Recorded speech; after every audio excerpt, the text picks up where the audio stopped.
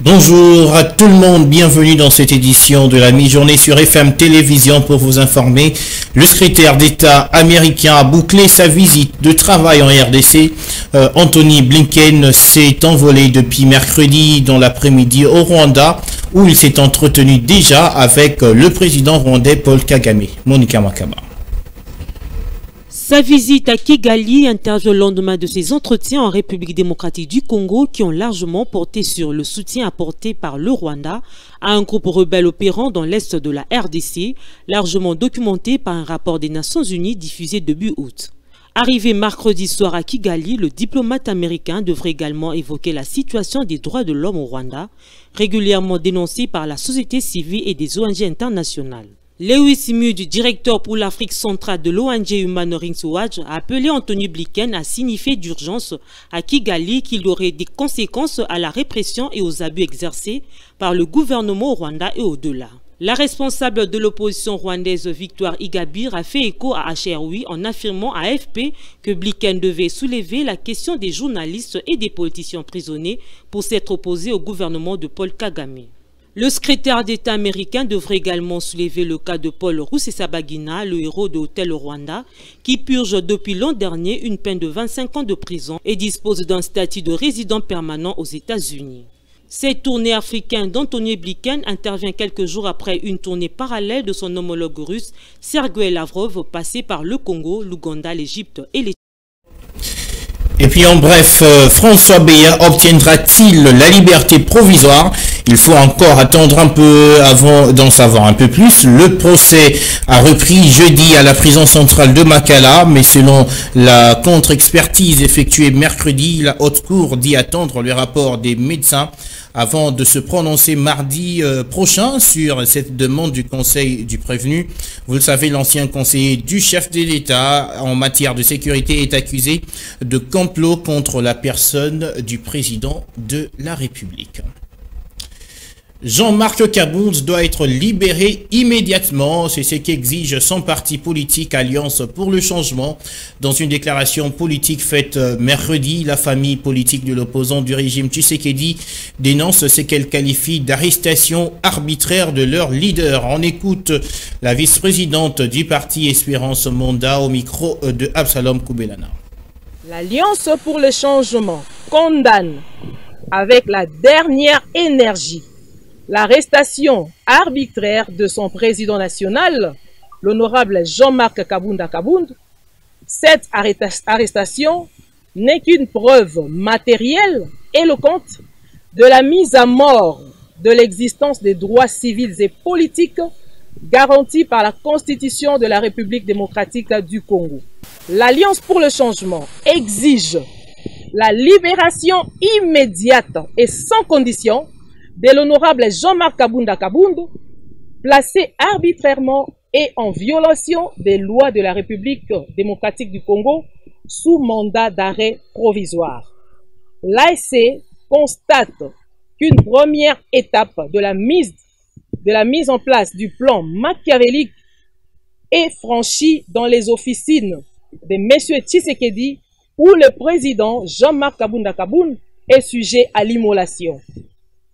Face à cette conspiration ubuesque contre son président, l'ASC réserve une réaction proportionnelle et rassure à son président son soutien indéfectible, sa loyauté ainsi que sa détermination dans les combats pour l'avènement d'un véritable état de droit et d'un changement en RD Congo. Et puis, Martin Fayoulou exige la libération de Jean-Marc Kabound à Kabound. Le président de l'ECD l'a fait savoir dans un tweet ce jeudi matin où il exige la même chose pour Jimmy Kitenge, cadre du PPRD de Joseph Kabila, qui est aussi transféré à la prison centrale de Makala comme le président du parti Alliance pour le changement. Pour le candidat malheureux à la présidentielle de 2018, la détention de Jean-Marc Kabound, de celle de Jimmy Kitenge et ce qu'il appelle enlèvement de Marie Misemi, l'une de ses militantes, sont la preuve de la dérive dictatoriale du régime Félix Tshisekedi. Et puis du sang a coulé de nouveau à Beni, près de Watalinga, dans la province du Nord Kivu. Une nouvelle attaque ADF a fait au moins 2 morts dans la nuit de mercredi à jeudi. Les précisions, c'est de Annie Akole.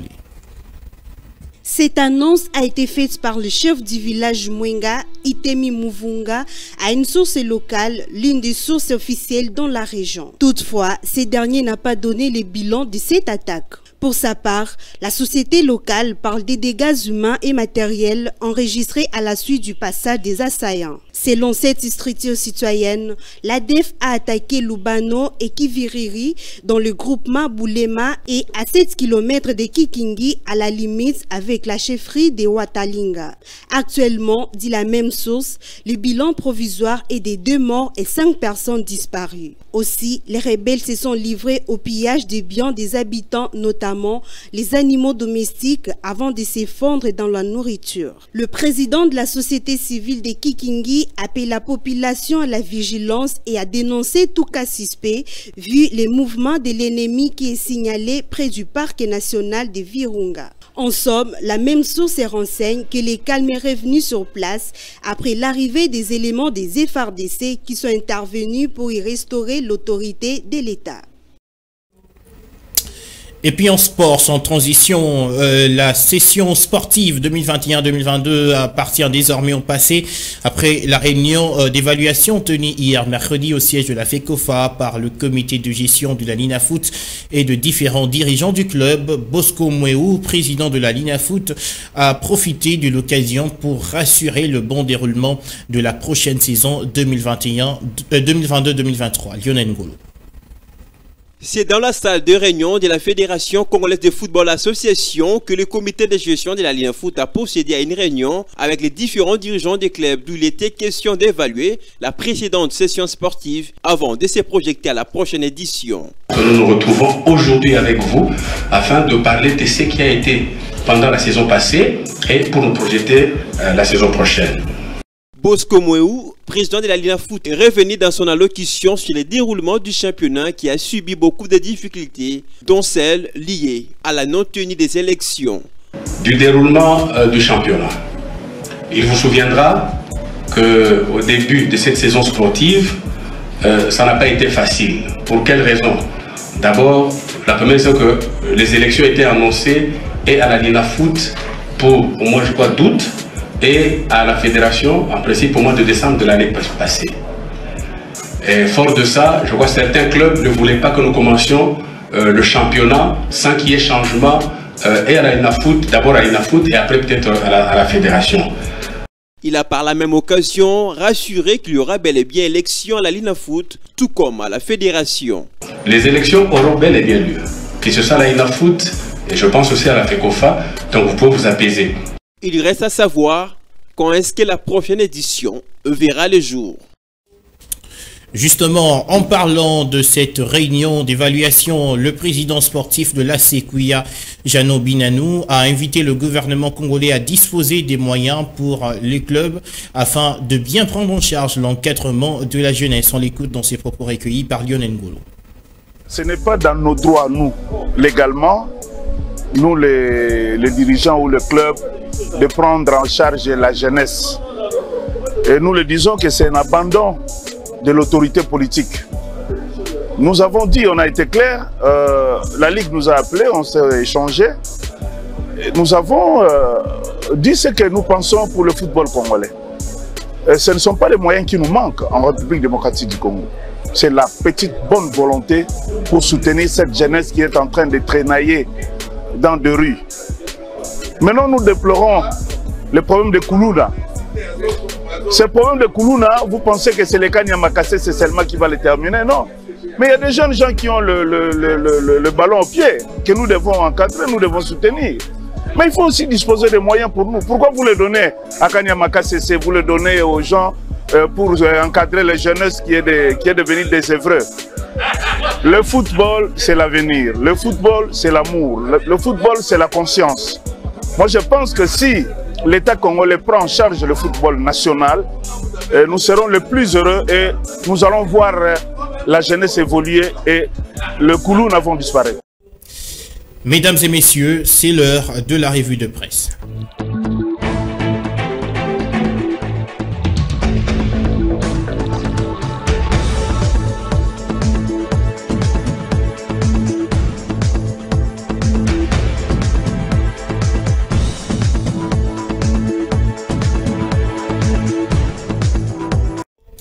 Mais que disent les journaux parus ce matin dans la capitale congolaise? C'est l'heure de le découvrir avec moi sur ce plateau, Monica Makaba. Bonjour. Bonjour Patrick Ngo. Alors on démarre avec la prospérité qui nous parle de Jean-Lucien Boussa qui salue les sanctions américaines contre les personnes impliquées dans le trafic illicite de l'or. Oui, Jean-Michel Boussa dit selon le journal, je me réjouis des sanctions américaines contre les acteurs impliqués dans l'exploitation frauduleuse des minéraux. La lutte acharnée contre ce trafic permet d'améliorer la contribution de ce secteur à la croissance économique de la République démocratique du Congo. Ok. Alors, le journal L'Objectif, lui, choisit de parler de l'incarcération de Jean-Marc Kabound, mais en titrant, en disant l'excès du pouvoir du procureur général. Qu'en est-il, Monica? Oui, cependant, plusieurs praticiens plusieurs praticiens de droit condamnent la procédure de la levée de ses immunités, de son arrestation. C'est le cas de maître Jonathan Guébélé, avocat et acteur politique, qui reconnaît que le procureur général près la Cour de cassation est l'organe de la loi habilité à poursuivre les personnes jouissant des privilèges de juridiction et des immunités, notamment les députés nationaux, les sénateurs et les ministres qui sont les membres du gouvernement. Dans l'exercice de ses attributions, le procureur général près la Cour de cassation est obligé de solliciter d'abord la levée des immunités ainsi que l'autorisation pour engager les poursuites contre un bénéficiaire des immunités, conclut le journal. D'accord. Alors, aujourd'hui, vous le savez, Monica, c'est la fête de l'indépendance en N'Djamena. Alors, Félix Tshisekedi y est attendu aujourd'hui. C'est ce qui nous dit le journal La Percée. Oui, Patrick, le président de la République démocratique du Congo, Félix-Antoine Tshisekedi, est attendu à N'Djamena sur invitation de son homologue Mahamat Idriss Déby en vue de participer ce jeudi 11 août 2022 aux cérémonies du 62e anniversaire de l'indépendance du Tchad. Selon le conseiller principal du chef de l'État au collège diplomatique Christian Bouchiri Ongala, ce voyage se fait en droite ligne de l'excellence de relations historiques et toujours au beau fixe qui prévalent depuis des décennies entre les deux pays, conclut le journal. Merci Monica pour cette revue de presse. Merci beaucoup Patrick Ngo.